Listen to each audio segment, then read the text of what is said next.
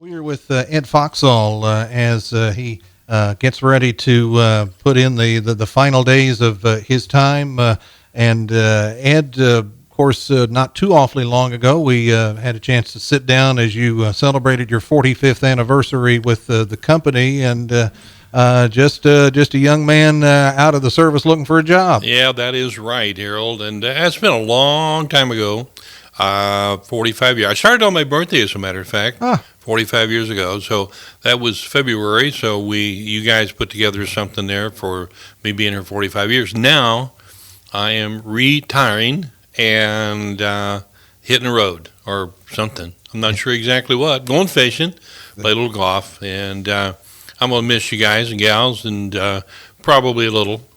Yeah, maybe a little bit. Yeah, we would. Yeah, if once you get occupied, we would rather you not even think of us at all. Once you I'll get stop by and see you. We've got a great team here, and it's been assembled through the years. And boy, the team just does a wonderful job at our radio stations. I'm very proud, and we have a new GM, David Green, coming in already, just going like crazy and talking with folks and getting a feel for the community of Quincy and Hannibal, and so I know things are going to move just really well forward. I'm going to, after all these, it's when you do it 45 years, it's become somewhat of a habit, if you would. So I'm going to miss it a lot, and all the things that we've done that we have fun with at the radio stations that you and Kurt and all the whole team are a part of, and it has to be a fun thing, and it has been through the years. And some days are better than others, as you know, but in the overall scope of things, it's been a good run. Mm-hmm.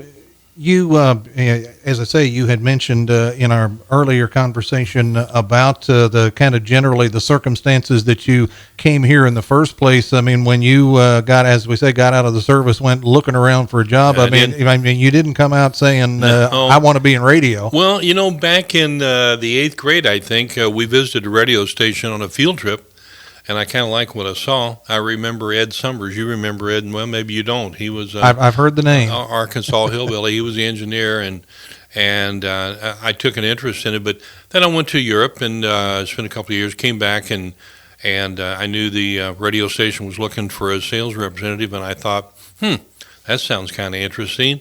So I applied, got the position, and here we are. 45 years later. Was there, and as you say, I mean, the people that have come through these doors, I mean, there are many, too many to count. Early on, was there anybody that you would consider now looking back to be a mentor, somebody that helped you along the way?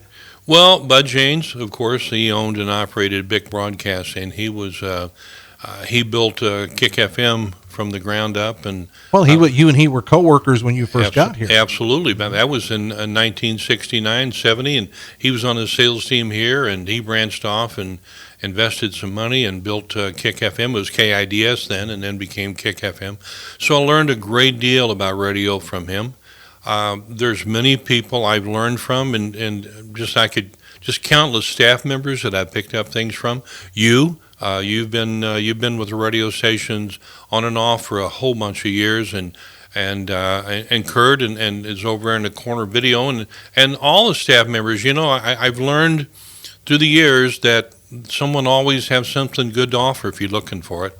And that's been very true. And that's it always comes back to the people. That's you Absolutely. Talk about it, I've talked about it, and everybody brings their own way of doing things, their own life experience to the table. You're absolutely right. Jory Spears, do you remember that name? Oh yes. He called me yesterday, and out of the blue, he's in Chicago, and he goes back to the '80s, I believe. Yes. And he was a super individual, extremely intelligent. And he's now in Chicago again. He called me and he shared some things with me that were really heartfelt and they meant a great deal to me. But I learned some things from him in the period that he was here. And I look back and if I start calling names, I'm going to leave so many people out. But it's been a good run, and I have been blessed to have met some of the neatest people in the whole wide world, and not just staff members. I'm talking about people in the community. Hannibal and Quincy and Northeast Missouri, West Central Illinois. I've learned met a great many people working the Bids for Bargains radio auction, and it's just a wonderful community to live in.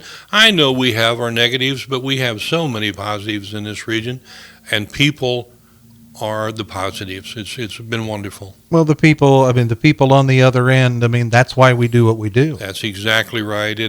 And so we, as we continue down the road, things are just going to get better and better, and things change, obviously.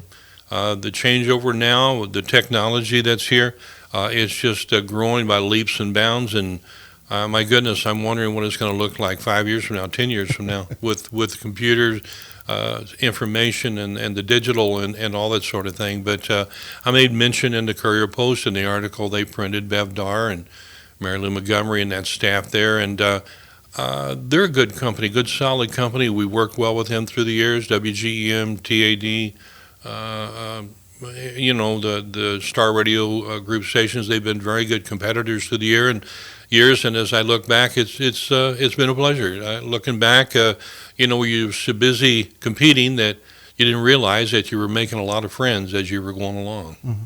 And something else you alluded to, you're Hannibal born and bred. I'm from the area, but you're a part of the community, and that community involvement is beyond the four walls of the station is important as well. You're absolutely right. But again, the media that I've worked with through the years, and as I said, Channel 7, WGEM, Star Radio, the radio stations, the newspapers, Quincy Whig, the Courier Post, they've all been so, through the years, you look at them as competitors, but then when you stop and survey it all, it's pretty neat the way we pull together and deliver the goods every day to our listeners, and it is so important.